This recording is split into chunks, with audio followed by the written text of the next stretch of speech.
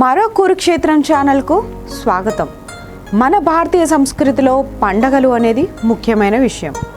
మన భారతీయ సంస్కృతిని వెలిబుచ్చేలా ప్రతి ఒక్కరూ జరుపుకుంటారు.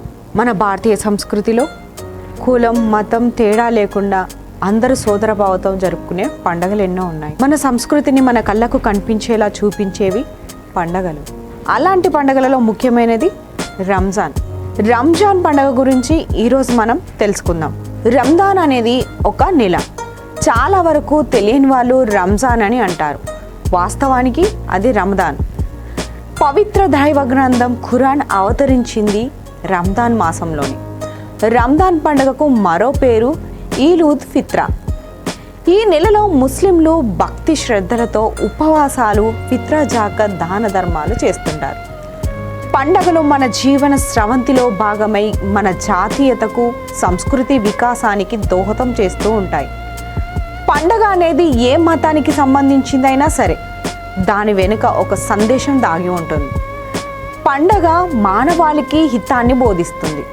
ముస్లిమ్స్ అత్యంత పవిత్రంగా జరుపుకునే రంజాన్ పండగ సైతం ఇదే హితాన్ని మానవాళికి అందిస్తుంది. ముస్లింలు చాంద్రమాన క్యాలెండర్ను అనుసరిస్తారు. చాంద్రమానాన్ని అనుసరించే ఇస్లామీయ క్యాలెండర్ 9వ నెల రమదాన్. దీనిని ముస్లింలు అత్యంత పవిత్రమైనదిగా భావిస్తారు. దానికి ప్రధానమైన కారణం దివ్య ఖురాన్ ఈ మాసంలో ఆవిర్భవించడమే. క్రమశిక్షణ, దాతృత్వం, ధార్మిక చింతనల కలయికే రంజాన్ మాసం. ఇక ఉపవాసాల విషయానికి వచ్చినట్లయితే దీన్ని సౌమ్ అంటారు. ఖురాన్ ప్రకారం రంజాన్ నెలలో విధిగా ఆచరించవలసిన నియమం ఉపవాసం.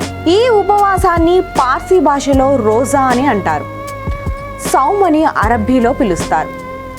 ఈ ఉపవాస విధిని గూర్చి దివ్య ఖురాన్ గ్రంథం విశ్వాసులారా, గత దైవ ప్రవక్తలను అనుసరించే వారికి ఎలా ఉపవాసాలు విధిగా నిర్ణయించబడ్డాయో అలాగే మీలో భయభక్తులు జనించడానికి అదే విధంగా ఇప్పుడు మీకు కూడా ఉపవాసాలు నిర్ణయించబడ్డాయని పేర్కొంది.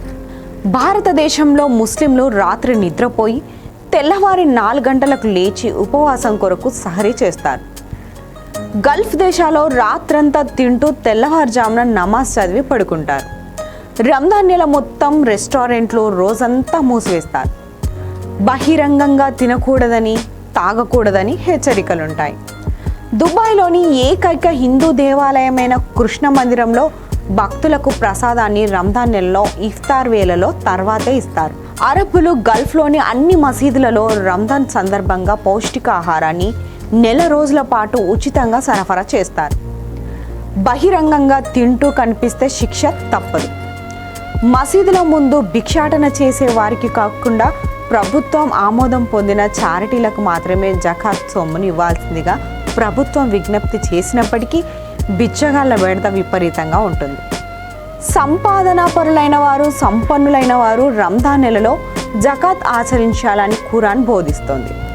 ఆస్తిలో నుంచి నిర్ణీత మొత్తాన్ని పేదలకు దానం చేయడాన్ని జకాత్ అని అంటారు. దీనిని పేదల ఆర్థిక హక్కుగా పేర్కొంటారు. దీని ప్రకారం ప్రతి ధనికుడు సంవత్సరాంతంలో మిగిలిన తన సంపద నుండి 30% చొప్పున సొమ్మును, ధనాన్ని, వస్తువులను ఏవైనా సరే నిరుపేదలకు దానంగా ఇస్తారు.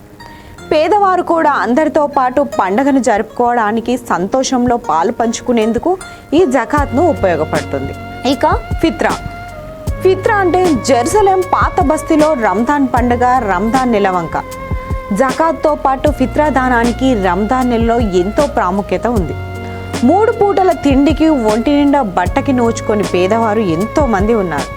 ఇలాంటి అభాగ్యులకు, పేదవారికి పండగ సందర్భంలో దానం చేయాలని ఇస్లాం దీన్ ఉద్బోధిస్తుంది. దీనినే ఫిత్రా దానం అని పిలుస్తారు. ఉపవాస వ్రతాలు విజయవంతంగా ముగిసినందుకు దేవుడి పట్ల కృతజ్ఞతగా పేదలకు ఈ ఫిత్రా దానం విధిగా అందజేస్తారు.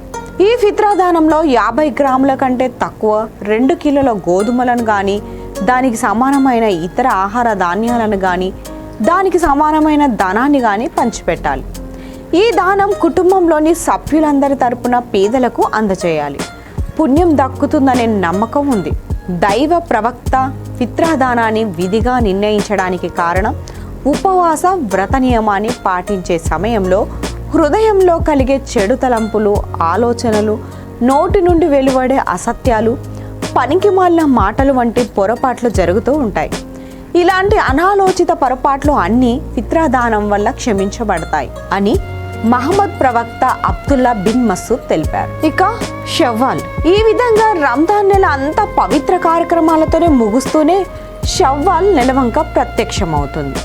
ఈ నెలవంక దర్శనమిస్తేనే ముస్లిం సోదరులు ఉపవాస వ్రతాన్ని విరమించి మరుసటి రోజు ఈదుల్ ఫితర్ పండుగను అత్యంత భక్తి శ్రద్ధలతో సంతోష ఆనందాలతో జరుపుకుంటారు. షవ్వాల్ నెల మొదటి రోజున జరుపుకునే పండుగను ఈదుల్ ఫితర్ అని అంటారు.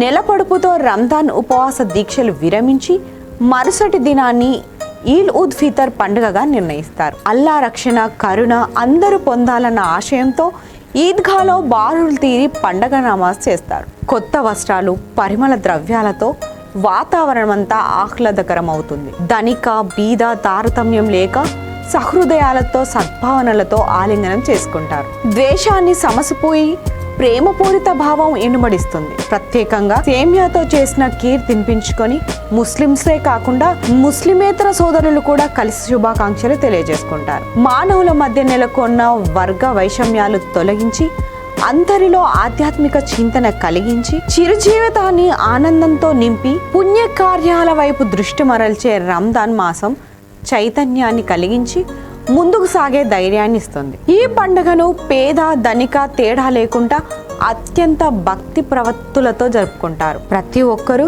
కొత్త బట్టలు ధరించి పండుగ నమాజ్ను ఊరి బయట నిర్ణీత ప్రదేశాలైన ఈద్గాహ్లలో చేస్తారు. అనంతరం ఒకరికొకరు ఈద్ ముబారక్ చెప్పుకుంటారు. ఇక ఇఫ్తార్ విందు, ఈ నెలలో జరిగే ఇఫ్తార్ విందులో ఆత్మీయత, సహృదయ భావాలు ఇనుమడిస్తాయి.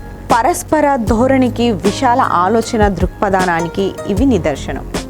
ఈ విధంగా పవిత్ర ఆరాధనకు, ధార్మిక చింతనకు, దైవ భక్తికి, క్రమశిక్షణకు, దాతృత్వానికి రంజాన్ నెల ఆలవాలం అవుతుంది. మనిషి సత్ప్రవర్తన దిశలో సాగడానికి మహమ్మద్ ప్రవక్త బోధించిన మార్గం సుగమం అవుతుంది. పవిత్ర మాసంలో దాన ధర్మాలకు కూడా ఒక ప్రత్యేకమైన స్థానం ఉంది. ఈ నెలలో చనిపోతే నేరుగా స్వర్గానికి చేరుతారని, నరకపు ద్వారాలు మూసి ఉంటాయని ముస్లింల ప్రగాఢ నమ్మకం. సూర్యోదయం నుంచి సూర్యాస్తమయం వరకు ఉపవాస దీక్షలు చేస్తూనే ఉంటారు. రంజాన్ మాసంలో సూర్యోదయం కంటే ముందు నుండి సూర్యాస్తమయం వరకు నీరు, ఆహారం, కనీసం ఉమ్మి కూడా మింగకుండా కఠోర ఉపవాస దీక్ష చేపడతారు. వయస్సులో తారతమ్యం లేకుండా చిన్న, పెద్ద, ముసలివారు సైతం భక్తి శ్రద్ధలతో ఉపవాస దీక్షలో పాల్గొంటారు. ఉపవాస దీక్షలతో బలహీనతలు, వ్యసనాలు జయించవచ్చని ఇస్లాం మత గురువులు చెబుతారు. ఉపవాస దీక్ష వల్ల జీర్ణశక్తి పెరిగి ఆరోగ్యంగా ఉంటారని శాస్త్రం చెబుతోంది. ఉపవాస దీక్షలు సహారితో ప్రారంభమై ఇఫ్తార్తో ముగుస్తుంది. ఇఫ్తార్ విందులు, సుర్మా ఇఫ్తార్లు, ఖర్జూర పండ్లు తిని దీక్ష విరమించే ముస్లిమ్స్ ఆ తర్వాత పలు రకాలైన రుచికరమైన వంటకాలను కూడా పూజిస్తారు. కొన్ని ప్రత్యేక సందర్భాల్లో ప్రయాణంలో ఉన్నవారు ఉపవాస దీక్ష ఉప్పుతో కూడా విరమించే అనుమతి ఉంటుంది. ఈ వంటకాలతో పాటు సాంప్రదాయ వంట హలీంను కూడా తయారు చేసుకొని తింటారు. వీటికి సంబంధించిన ప్రత్యేక హోటళ్లు కూడా ఉంటాయి.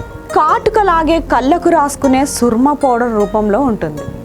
ముస్లిమ్స్ అందమైన భరణిలో వీటిని దాచుకొని ఇంటికి వచ్చిన అతిథులకు అత్తరుతో పాటు కళ్ళకు పెట్టుకోవడానికి కూడా ఇవ్వడం సాంప్రదాయం. ప్రతి నమాజ్కు ముందు సాంప్రదాయం ప్రకారం ముఖం, కాళ్ళు, చేతులు శుభ్రం చేసుకొని సుర్మా పెట్టుకుంటారు. ఇది కళ్ళకు మేలు చేస్తుంది. నమాజ్ విశిష్టత, ప్రతి మాసంలో శుక్రవారం రోజున ముస్లింలు నమాజ్ చేయడం ఆనవాయితీగా వస్తుంది.